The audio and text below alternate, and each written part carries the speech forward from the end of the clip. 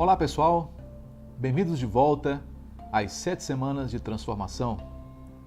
Hoje vamos falar sobre saúde financeira.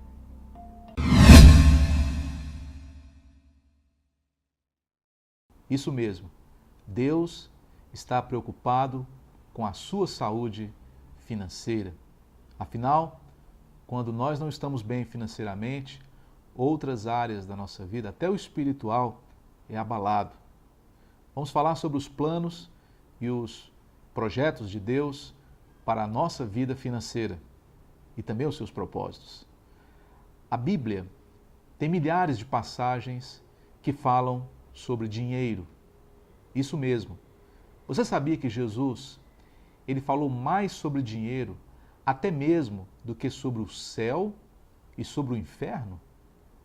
Você sabia também que metade das parábolas de Jesus são sobre dinheiro e que 1/3 delas falam sobre a maneira sábia como nós investimos os nossos recursos?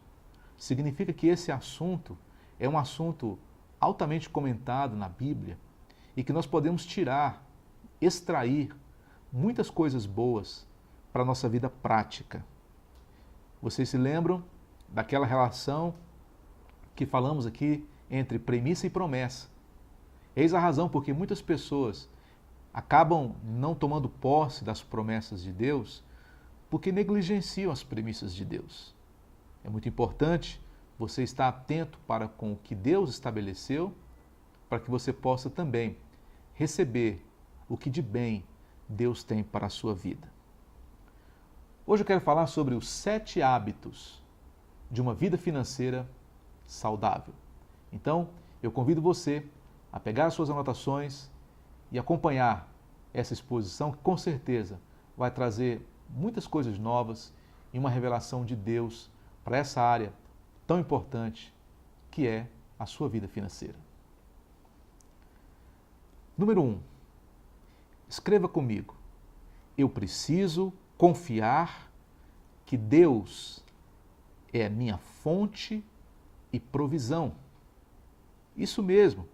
A sua fonte e provisão não é o seu emprego. O seu emprego é apenas o canal que Deus usa para abençoar você. Assim, por exemplo, como um rio. Um rio não é a nossa fonte de provisão. Fonte de provisão é a chuva que rega o rio. O rio é apenas um canal para que chegue até nós. Funciona basicamente assim. Acompanhe, por exemplo, o que a Bíblia diz em Romanos 11, verso número 36. Pois dele, por ele e para ele são todas as coisas.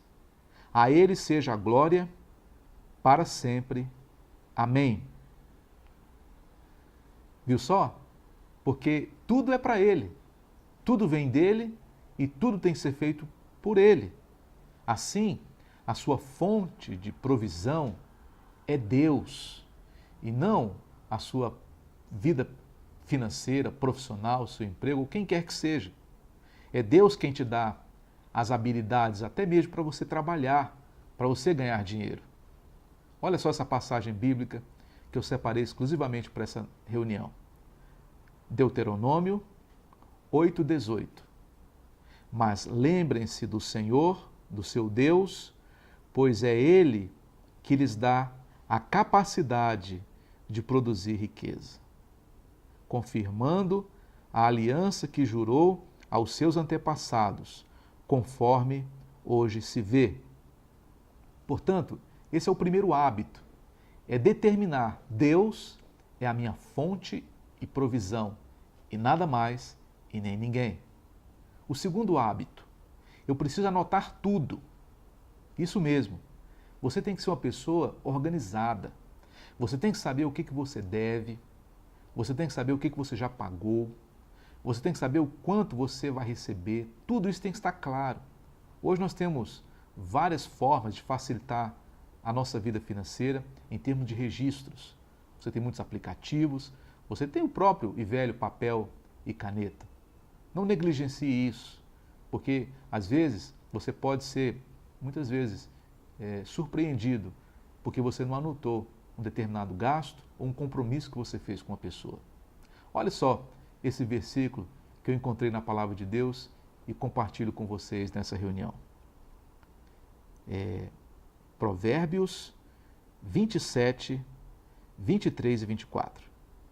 As riquezas não duram para sempre. Por isso, cuide bem dos seus negócios. Procure saber como andam suas ovelhas e em que condição estão os seus rebanhos. Lembrando que essa passagem é uma passagem de milhares de anos atrás, que ovelhas e rebanhos eram o patrimônio que eles possuíam nos dias de Salomão. Hoje você pode substituir ovelhas e rebanhos por trabalhos, empresas, pela sua própria atividade profissional. Esse versículo diz para você cuidar, o dinheiro acaba, as riquezas não duram para sempre. Você tem que anotar tudo, você tem que contar o seu rebanho, você tem que saber na ponta da língua o que você tem no bolso, na conta bancária, na sua aplicação. Ou seja, você precisa ser uma pessoa que anota tudo, porque você anotando tudo, com certeza você vai ter um controle maior e melhor dos seus gastos. O terceiro hábito de uma vida financeira saudável é: eu preciso dar os primeiros 10% de volta para Deus. Essa é uma máxima da nossa vida financeira. Nós que cremos e fazemos prova com Deus. Veja bem, esse é um dos pilares da nossa saúde financeira, da nossa bênção financeira, porque isso mostra o quanto Deus ele representa para você. Isso mostra também o nível de confiança e de dependência que você tem de Deus na área financeira. O primeiro pedaço do bolo, numa festinha de aniversário, a gente dá para aquela pessoa que a gente mais ama, é ou não é? Assim também, a sua renda, quando você recebe o seu salário, você tem que ter esse princípio de vida. A primeira parte, ou os primeiros 10%, eu vou entregar para Deus, porque é isso que a Bíblia me ordena fazer. Olha só, a passagem bíblica de Deuteronômio 14, versículo 23, o que diz? A finalidade dos dízimos é ensinar vocês a temerem sempre o Senhor, dando sempre a Deus o primeiro lugar nas nossas vidas. Em Provérbios 3, versos 9 e 10, diz também: dê honra ao Senhor, oferecendo a Ele a primeira parte de tudo quanto você ganha. Ele fará os seus tanques transbordarem. É o que está escrito. Os dízimos foram instituídos por Deus. E Deus disse: se vocês separarem a primeira parte e me devolverem como uma atitude de honra, podem deixar que eu vou fazer com que os seus tanques ou os seus depósitos estejam sempre cheios e transbordantes. Esse é um hábito. Procure desenvolver esse hábito na sua vida. Comece a partir de hoje a ser um dizimista fiel e você vai ver a prosperidade financeira de Deus estar na sua vida. O quarto hábito de uma vida financeira saudável: eu preciso poupar e investir, ou guardar e investir para o meu futuro. Aqui vai uma regra básica para você aplicar na sua vida e passar para os seus filhos. Embora vivamos num país onde todos estamos passando por dificuldades econômicas e financeiras, esses princípios são princípios que eles ultrapassam as épocas, as culturas. São princípios válidos para todas as gerações. Eu preciso poupar, eu preciso guardar, eu preciso investir no meu futuro. Em Provérbios 21, 20, diz: o homem de bom senso economiza. Olha o que diz a Bíblia. E tem sempre bastante comida e dinheiro em sua casa. O tolo gasta todo o seu dinheiro assim que recebe. Então, economizar, poupar, é uma atitude de sabedoria. Aquela pessoa que, ao receber o seu salário, vai lá e gasta tudo, é uma atitude insensata. Não é a atitude de uma pessoa que tem a sua vida financeira dirigida por Deus. Pergunte a si mesmo, antes de gastar qualquer coisa, Será que eu preciso mesmo disso? Boa pergunta, né? Será que isso realmente vai preencher uma necessidade na minha casa? Se não, você pode perguntar, será que não seria melhor eu poupar esse dinheiro? Às vezes, as pessoas pensam que é pouca coisa, isso não vai fazer diferença. Essa economia de R$ 5, de R$ 10, de R$ 50, não vai fazer diferença no final. Olha que faz. Até a Bíblia fala isso. Olha esse versículo, leia comigo a passagem do que está escrito aqui em Provérbios 13, verso 11. O dinheiro ganho com desonestidade diminuirá, mas quem o ajunta aos poucos terá cada vez mais. Viu aí? Mas quem o ajunta aos poucos. É aos poucos mesmo. Não espere ter uma montanha de dinheiro para você poder juntar. Comece com pequenas iniciativas. Assim, daqui a pouco você terá o hábito e você vai ser uma pessoa organizada financeiramente, você vai ter uma poupança, você vai ser uma pessoa que vai saber investir e você não vai perder dinheiro facilmente. Provérbios 24, 27 diz assim: termine primeiro o seu trabalho a céu aberto, deixe pronta a sua lavoura, depois constitua família. Então, para você constituir família, primeiro você tem que ter um emprego, você tem que ter um lugar de morar, você tem que ter uma subsistência, você tem que ter uma reserva financeira, você tem que ter um depósito, você tem que guardar para o seu futuro, porque isso com certeza vai ajudar você a se adaptar às novas fases que a vida lhe proporcionará. Número 5. O quinto hábito para uma vida financeira saudável. Eu preciso investir em pessoas para eventualidades. Isso mesmo. Aprenda isso. Aprenda a investir em pessoas. Esse é um princípio bíblico também. Você semear na vida de outras pessoas. Você ajudar outras pessoas. Quando você vir alguém passando necessidade e você puder ajudar, ajude. Talvez amanhã seja você que esteja passando por essa mesma situação, essa pessoa que lhe ajudou, que você ajudou, ela vai poder te ajudar. Se ela não te ajudar, com certeza alguém Deus vai levantar para fazer o mesmo que você fez pelo outro. Isso é o princípio de semear para colher. Invista em novos talentos. Amanhã, quando a necessidade bater à sua porta, você saberá onde procurar ajuda. Leia comigo Provérbios 3, versículo 27. Nunca deixe de ajudar a quem precisa de ajuda, se você puder ajudar. E também Romanos 13, 8. Não devam nada a ninguém, a não ser o amor de uns pelos outros. Bom, pastor, significa então que eu devo separar e devolver os meus 10% que eu ganho antes mesmo de eu pagar as minhas contas, de eu investir e cuidar da minha própria família? Exatamente. O princípio bíblico é não os 10%, mas os primeiros 10%. Por que eu digo isso? Porque quando você deixa para dar o seu dízimo, depois que você já fez tudo, depois que você já distribuiu todo o seu salário, você está, em outras palavras, dizendo que Deus não é prioridade na sua vida, até mesmo nesse pequeno detalhe, porque você o deixou por último. Quando você separa os seus primeiros 10% e você os entrega para Deus, você vai ter a oportunidade de ver Deus administrar com você suas finanças. Você vai ter a oportunidade de ver Deus fazer milagres financeiros na sua vida. E também vai demonstrar o quanto você depende de Deus. Lembra do princípio número 1?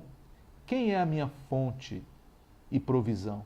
Se é Deus a sua fonte e provisão, então é Ele quem você deve agradar em primeiro lugar.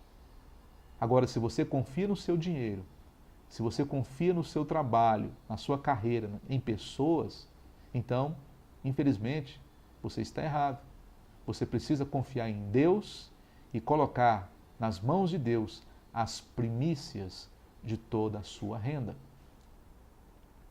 Um dos homens mais ricos da história chamava-se John Rockefeller. Sua fortuna, ela se aproximava de 600 bilhões de dólares. Como se hoje pudéssemos trazer para a nossa moeda quase 2 trilhões de reais. Era a riqueza de John Rockefeller. Qual que era o segredo de Rockefeller? Ele criou uma regra chamada 10-10-80. 10% ele devolvia para Deus. Os outros 10% ele guardava numa poupança. E ele vivia com 80% do que ele ganhava. 10% os primeiros para Deus. Outros 10% ele colocava na poupança. E ele vivia com 80% do que ele ganhava. E ele se tornou o homem mais rico de toda a história. Se você esperar, se organizar, ou ter dinheiro, ou ter uma vida equilibrada financeiramente para você começar a reservar, guardar, poupar, ou também para você dizimar, você nunca vai começar nada. Faça com o que você tem hoje em mãos. Procure fazer uma experiência com aquilo que você pode fazer. Em sexto lugar, para que eu possa ter uma vida financeira saudável, eu preciso planejar os meus gastos. Isso chama-se orçamento. É pena que a gente não usa esse princípio de orçamento para a vida doméstica, mas é muito importante. Você tem planejado os seus gastos? Sim ou não? Se não, eu sinto dizer, mas você não tem seguido o plano de Deus para as suas finanças. Porque se você estiver seguindo, certamente você vai planejar, porque planejamento é uma coisa de Deus. Provérbios 21, verso 5 diz: os planos bem elaborados levam à fartura, mas o apressado sempre acaba na miséria.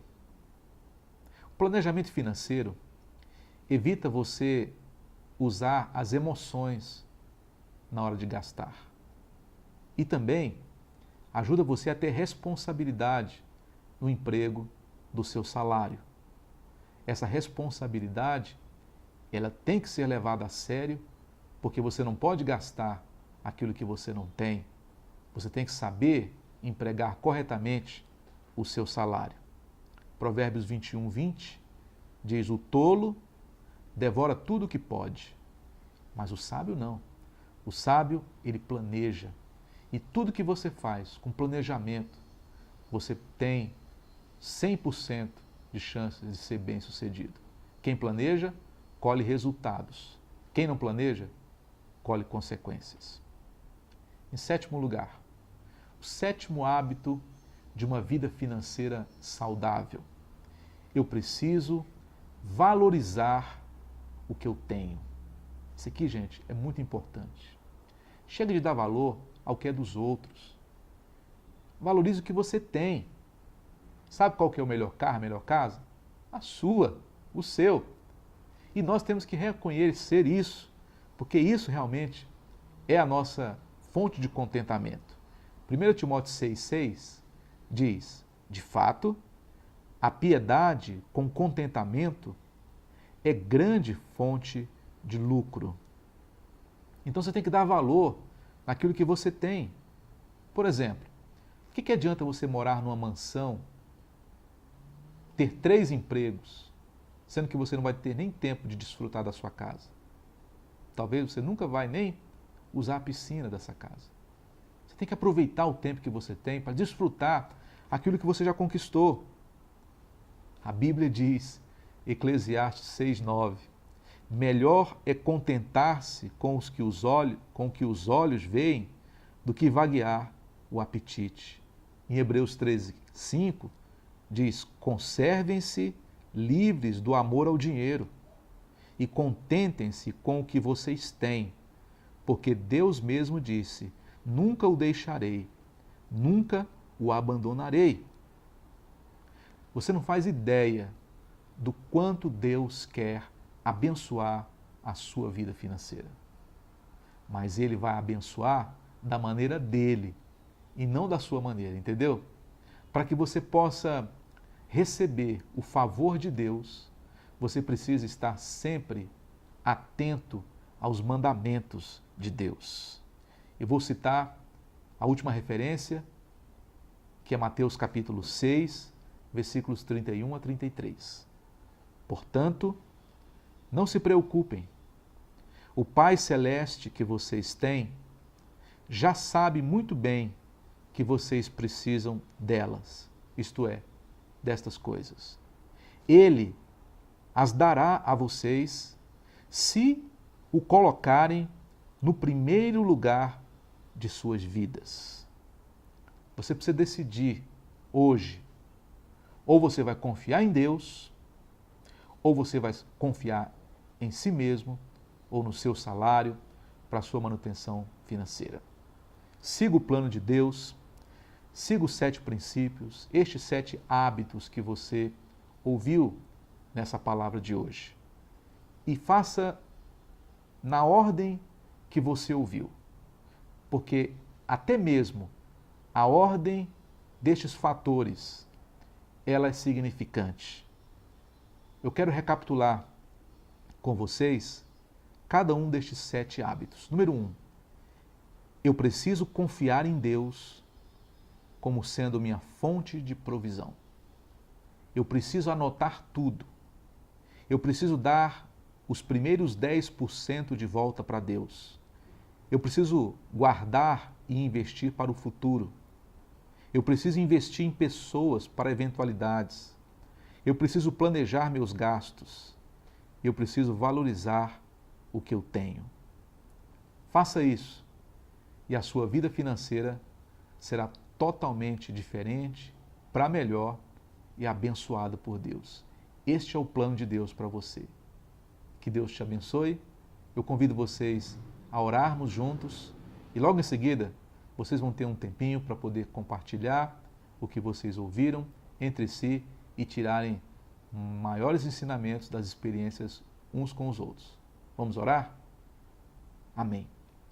Amado Deus e Pai, o Senhor estabeleceu o dinheiro para que nos fosse útil. O dinheiro é um excelente servo, mas é um péssimo patrão. Portanto, Senhor, nós não queremos ser servos do dinheiro, mas nós queremos ter a sabedoria dos céus para lidar com ele. Se alguém nessa reunião estiver precisando de um socorro financeiro, de um milagre na sua vida material, eu te peço, Deus, que o Senhor faça esse milagre. Mas, Deus, motive essa pessoa a andar segundo aquilo que o Senhor estabeleceu, para que ela possa colher com alegria aquilo que hoje ela vai semear. Que Deus os abençoe e que Deus os faça felizes e prósperos em tudo que realizar. Até semana que vem. Fiquem todos com Deus.